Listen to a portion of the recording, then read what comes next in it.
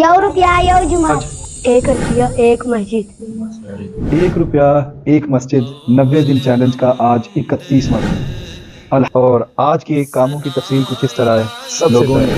جن لوگوں نے بھی اس مسجد کے لیے عطیات دیے ہیں ان کے لیے ہم نے آج اسپیشل دعا کروائی ہے۔ یا اللہ کی 1 روپیہ 1 مسجد کے حوالے سے جن احباب نے اس مسجد کے ساتھ تعاون کیا ان کے مال، جان، عزت، آبرو میں بے حساب برکتیں عطا فرما۔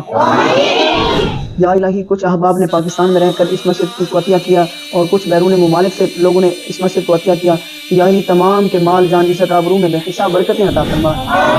1 روپیہ 1 مسجد، 1 روپیہ اور اس کے علاوہ بلڈنگ کے اگر کام کی بات کی جائے تو الحمدللہ آج جمعے والے دن حالانکہ چھٹی ہوتی ہے لیکن چونکہ رمضان قریب پہنچ رہا ہے اس وجہ سے ایک خصوصی ریکویسٹ پر جو مستری حضرات سے آج کا دن جمعے والے دن وہ کام کرتے رہے ہیں اور ہماری تیغ تک جو دیواریں ہیں تقریباً مکمل ہو چکی ہیں، اور انشاءاللہ تعالیٰ کچھ ہی دنوں میں آپ دیکھیں گے کہ دیواریں جو ہیں وہ مکمل طور پر پوری ہو چکی ہیں انشاءاللہ تعالیٰ۔